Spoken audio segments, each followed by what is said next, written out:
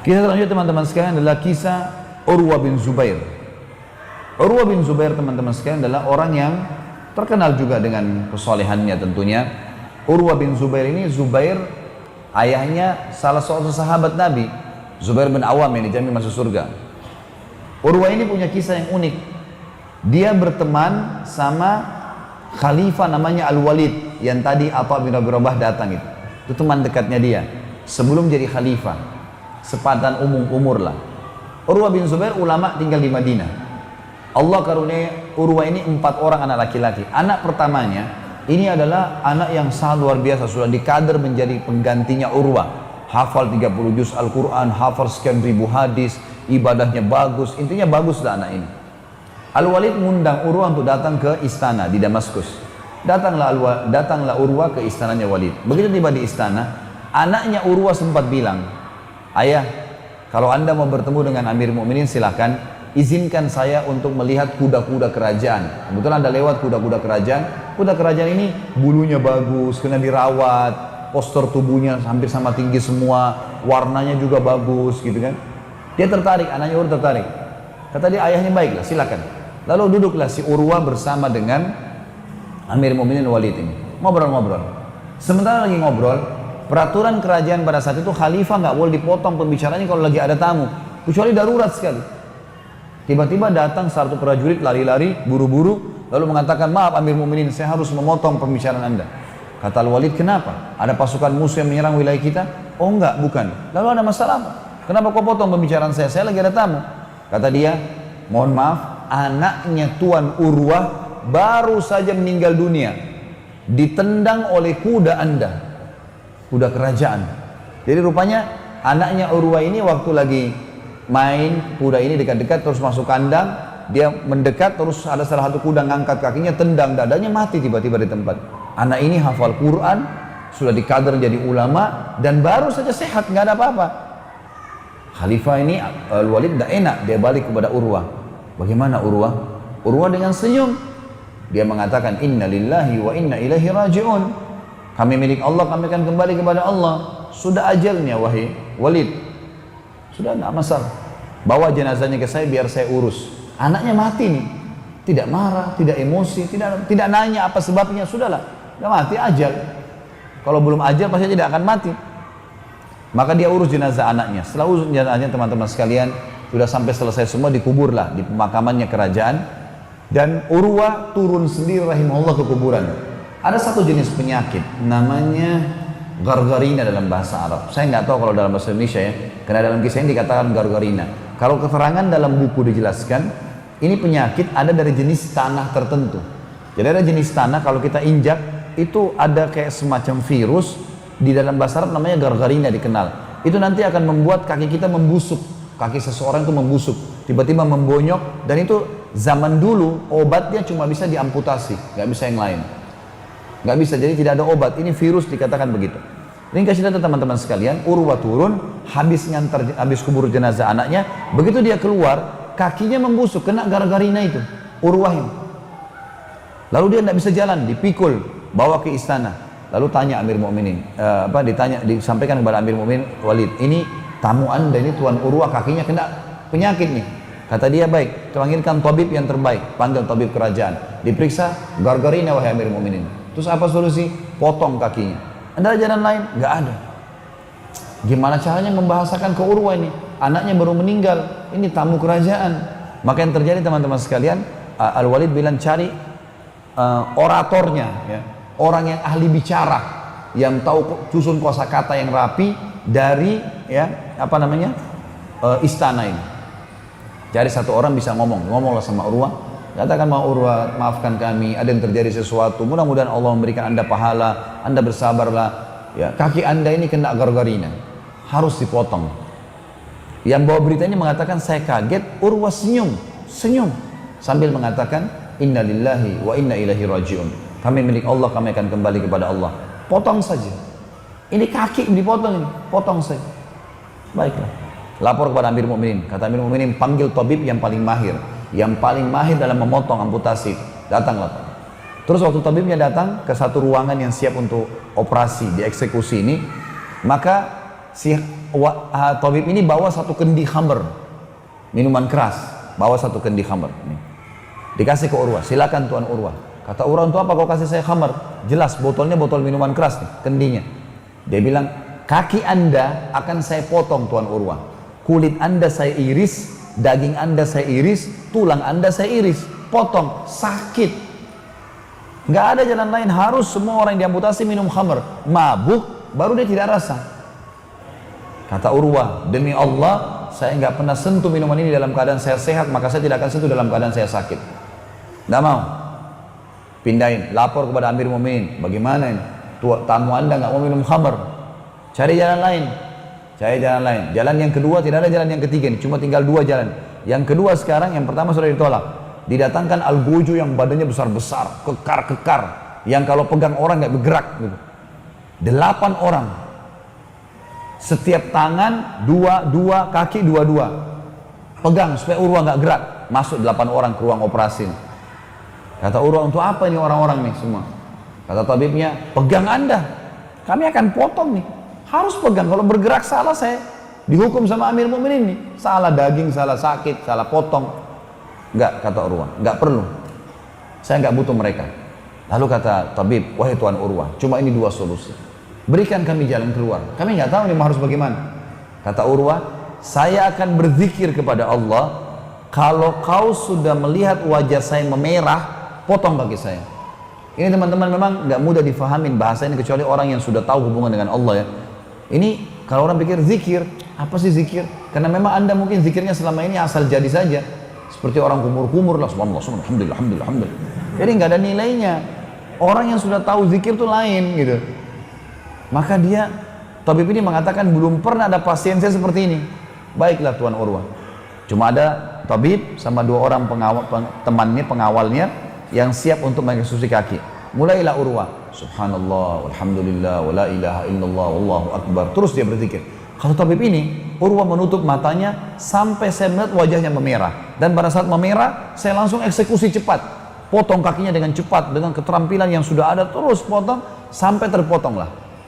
Anehnya, kata tabibnya, anehnya Tuan Urwah tetap dengan volume suara yang sama, tetap dengan zikir yang sama, seakan-akan tidak ada eksekusi kaki nih. Padahal darah lagi ngucur nih darahnya. Sampai saya pegang, Tuan Urwah, eksekusi sudah selesai, potong kaki sudah selesai, amputasinya sudah selesai. Kata dia, alhamdulillah, kakinya lagi berdarah. Nggak ngeluh, nggak apa gitu, kayak tidak ada rasa sakit. Maka kata tabibnya, tapi masih ada satu masalah, darahnya ngucur, ini pendarahan, harus diberhentiin. Kata Urwah, berhentiin. Caranya waktu itu tidak ada cara lain. Kaki Anda harus direndam di minyak panas. Minyak dididihin, dicemplungin di kakinya supaya kulitnya itu terbakar. Berhenti langsung darahnya. Nggak ada cara lain waktu itu. Kata Urwah, lakukan. Inna lillahi wa inna ilaihi raji'un. Saya akan berzikir, wajah saya memerah, lakukan.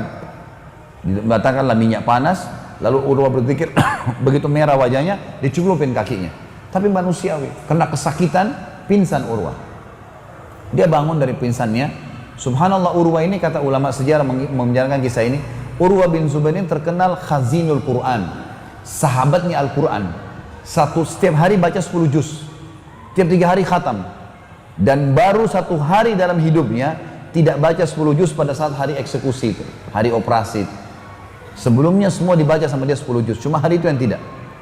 Maka dibicarakan dalam kisah ini teman-teman sekalian, Urwah waktu sudah dipotong kakinya, sudah dibalut segala, dia bilang sama tabibnya.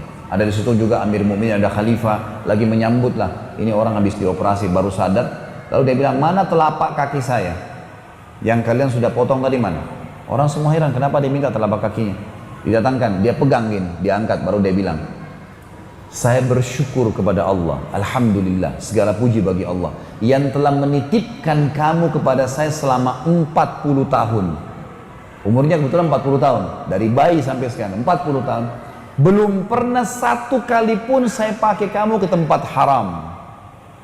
1 kali pun belum pernah buat maksiat kakinya. Saya bersyukur kepada Allah selama 40 tahun kau dititipkan kepada saya, belum pernah 1 kali pun saya pakai kau bermaksiat. Lalu dia serahkan untuk dikubur kakinya. Baik, dia pulang teman-teman sekalian, anaknya mati, kakinya 1 pincang. Di Madinah sudah tersebar nih berita, Urwa kena musibah. Orang datang bertakziah, takziah anaknya meninggal, sambil juga menyabarkan Urwa dengan dengan kasus sakit kakinya itu. Tapi sebelum pulang, Amir Mukminin ini Walid ingin menghibur. Gimana caranya hibur Urwa nih? Harus ada sesuatu yang menghibur dia sebelum dia pulang. Kalau cuma hadiah, Urwa biasa nggak repot dengan harta gitu. Dikasih apapun dia biasa-biasa saja. Kebetulan Amir Mukminin Walid berdoa sama Allah, ya Allah berikan petunjuk. Subhanallah, di istana Urwa, Amir Mukminin datang satu suku Arab, punya hajat mau bicara sama Amir Mukminin Al-Walid ini. Kepala sukunya mereka orang paling depan matanya buta, dipegang sama dua orang, menghadap kepada Al-Walid. Al-Walid tanya, siapa kalian? Oh kami dari suku Fulan. Siapa ini yang buta? Lalu dia bilang, saya Amir Mukminin kepala suku mereka. Kata Amir Mukminin Al-Walid, kenapa kau buta? Apa ceritanya? Dia bilang, wahai Amir Mukminin, kalau anda mau dengar cerita saya, anda pasti kagum dengan Allah. Kata dia, silahkan ceritain, apa masalahnya? Dia bilang, Amir Mukminin, saya kepala suku, dan sampai sekarang saya masih kepala suku. Saya dulu orang terkaya di kaum saya kepala suku, orang paling banyak punya keturunan, istri saya juga ada beberapa orang, berkah semuanya. Satu waktu saya pernah mau pindah ke satu wilayah, lalu saya bawa keluarga saya semuanya, semua harta saya bawa. Waktu saya lagi istirahat di sebuah lembah ini padang pasir, sehingga ada lembah-lembah yang cekung-cekung itu biasa dipakai istirahat oleh orang. Karena kalau di atas gunungnya malah dingin, di lembah agak hangat gitu. Mereka bilang istirahat di situ. Satu malam saya lagi di lembah, tiba-tiba hujan deras turun, terjadi banjir besar, seluruh harta saya, dayang-dayang dan pengawal saya, istri anak saya, semuanya dibawa larut sama air hujan itu. Saya bisa selamat karena bergantung pada sebuah pohon. Maka kata dia, lalu kemudian setelah hujan itu pergi, itu kan tidak ada lagi. Jadi teman-teman yang tahu kalau wilayah padang pasir biasa gitu, lembah-lembah itu dilewatin air, tapi hitungan menit tiba-tiba atau hitungan jam udah hilang air itu. Jalan terus mengikuti alur padang pasir itu. Nanti terakhir meresap ke dalam gitu. Jadi tiba-tiba saya sudah tidak ada, tapi sudah hilang, sudah mati, meninggal nih. Dia bilang saya bergantung pada sebuah pohon sehingga saya selamat, dan rupanya di pohon sebelah ada bayi saya yang paling kecil itu tergantung dengan selimutnya, dan di sebelah lagi pohon, ada 3 pohon di situ, ada pohon lagi unta saya terikat, ada satu unta yang terikat, sempat terangkat dengan air tapi kemudian tidak terlepas talinya. Ringkas cerita dia bilang, saya pun kemudian ke pohon sebelah turunkan bayi saya dari pohon, kemudian saya ingin menyelamatkan diri saya sama bayi saya. Niatnya saya taruh dulu di tanah, kemudian saya mau ambil unta. Begitu saya menuju ke unta, tiba-tiba bayi saya itu, saya dengar suara tangisan bayi saya balik ke arah sana, kepala bayi saya sudah ada di mulut serigala. Jadi serigala sudah makan ini anak saya. Sambil nangis bayi itu sudah digigit, sudah ditarik lehernya. Saya pikir sudah nggak mungkin, serigala sudah bawa lari, sudah mati anak saya. Maka saya berpikir menyelamatkan diri saya sendiri. Lalu kemudian dia bilang, saya pun mendekati unta ini, tapi unta ini unta yang keras gitu ya. Apalagi mungkin untanya stres karena banjir tadi. Begitu saya mendekat, unta ini ngangkat kakinya menendang kedua mata saya sehingga buta. Maka dalam satu malam, wahai Amir Mukminin, saya tidak ada harta, nggak ada keluarga, nggak ada istri, nggak ada anak, gitu kan, nggak ada pengawal, dan mata saya pun buta. Gitu. Maka kata Amir Mukminin, bawa orang ini kepada Urwah, suruh dia ceritain. Ternyata ada orang yang lebih berat cobaannya. Dan memang dalam Islam gitu ya. Kita kalau dapat cobaan teman-teman, kita harus lihat orang yang lebih berat cobaannya, sehingga kita tetap bisa bersabar gitu kan. Kalau kita misalnya flu, ada orang flu dan demam, jangan lihat orang yang sakit, jangan lihat orang yang sehat, karena kita tidak akan bersyukur, tidak akan sabar. Tapi kalau kita flu dan demam, misalnya ada orang flu demam rematik, kita flu demam rematik, ada orang stroke, kita stroke, ada orang yang meninggal, gitu. Yang lebih berat lagi, maka kita selalu bersabar. Kaidah hidupnya memang begitu. Maka kita harus tahu teman-teman ini. Baik, itulah kisah Urwa. Kemudian Urwa tiba di Madinah. Teman-temannya sempat datang bertakziah ke rumahnya. Lalu dia lihat orang-orang ini semua pada bingung mau ngomong apa nih. Setelah tamu-tamunya semua duduk, maka Urwa berkata begini. La yakhluwannakum ma tarawun. Jangan kalian sama sekali terpengaruh dengan apa yang kalian lihat. Kaki saya pincang, kemudian anak saya mati. Faqad wahaballahu azza wa jalli arba' minal banin fa akhadha wahidan wa abqa li thalathan falahul hamd. Ketahuilah Allah telah mengaruniakan kepada saya 4 orang anak. Ini metode bersyukur teman-teman. 4 orang anak laki-laki. Dan Allah cuma ngambil 1, masih ditinggalkan 3 buat saya. Alhamdulillah atas itu. Ini berat ya, bersyukur dalam kondisi anak mati luar biasa. Lalu dia bilang, wa a'tani 4 minal atraf fa akhadha minhu wahidan wa fa abqa li 3 falahul hamd. Lalu dia memberikan kepada saya 4 tangan, maksudnya 2 tangan, 2 kaki. Lalu dia mengambil 1 saja kaki saya, masih ditinggalin 3, masih ada 2 tangan dan 1 kaki. Maka saya bersyukur kepadanya. Fa wallahi, demi Allah, lau akhadallahu minni qalilan faqad abqali kathiran. Demi Allah, kalau Allah mengambil dari saya sesuatu yang sedikit, Allah telah meninggalkan yang banyak buat saya. Fa inibtalani marra falaqad talama afani marrat. Kalau dia coba saya 1 kali, berapa kali dia selamatkan saya dari cobaan-cobaannya. Maka orang-orang pun akhirnya jadi diam dan akhirnya mengetahui kalau Urwah ini adalah orang yang beriman kepada Allah. Lalu dia nasihatin, dia mengatakan, kebetulan ada anak-anaknya, dia lagi duduk yang 3 orang, plus lagi banyak rupanya yang hadir ini banyak orang-orang yang lebih muda dari dia. Maka dia memanggil dengan kalimat ya baniya. Ya baniya bisa berarti anak-anakku atau hai sukuku, gitu kan, hai keluargaku. Ta'allamul ilm, belajar ilmu yang mengenalkan kepada Allah. Waktuhu haqqah, dan lowongkan waktu untuk itu. Kayak bapak ibu hadir majelis ilmu, memang harus lowongkan waktu. Kalau belum mungkin apa boleh buat, kerjaan ditinggalkan, karena ilmu. Kata Urwah, ingat wasiat saya, pelajari ilmu yang bisa mengenalkan kalian pada Allah dan kasih haknya. Innakum in takunu sighara qaumin fa asallahu an yaj'alakum bil ilmi kubara al qaum. Bisa saja dengan ilmu ini, kalau kalian sudah pelajari dan kalian sudah mengenal Tuhan kalian, kalau tadinya kalian orang biasa, Allah akan jadikan kalian pemimpin-pemimpin kaum. Wa sau'ata, sungguh sangat terhina, sangat buruk. Hal bid dunya akbahu min syekhun jahil. Ada nggak sesuatu yang lebih buruk daripada orang tua yang bodoh? Kalau sudah tua tidak tahu agama, ini luar biasa, memilukan, kata Urwah. Iyyakum antara sadaqatan annaha sadaqatun bal i'tabaruha hadiyah.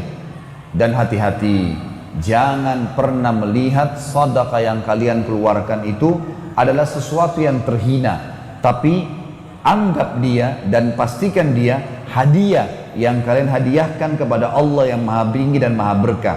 Wala yahdiyanna ahadukum lillahi ma yastahi an yahdiya li azizi kaum. Dan jangan seseorang di antara kalian memberikan hadiah untuk Allah yang dia malu memberikan kepada pemimpin satu kaum. Fa inna Allah azza wa jalla azzu wa akramul kurama. Karena sesungguhnya Allah itu zat yang paling mulia dan zat yang paling tahu berterima kasih. Wa haqqu an takhtaru li hadiyatikum, dan orang atau zat yang paling pantas untuk kalian berikan hadiah kalian. Ya baniya, wahai keluargaku, wahai sukuku, ya, wahai anak-anakku, idza ra'aitum min rajulin fi'latal khair, kalau kalian lihat dari seseorang perbuatan baik, ketaatan kepada Allah, fa'ammilu bihi khaira, maka sangka baiklah dengan orang itu. Wa in kana fi nadharin nasi rajulun su', walaupun di mata orang dia dianggap buruk. Fa innalaha akhawatun amsalihha, karena perbuatan baiknya itu punya saudara-saudara perbuatan baik yang lain. Wa idza ra'aitum min rajulin fi'lata syarr fahdharuhu wa in kana fi nadharin nasi rajulul khair. Kalau kalian lihat satu perbuatan buruk dari seseorang, maka hati-hatilah dari dia, pelanggaran agama, karena dia pasti walaupun dia di mata orang baik.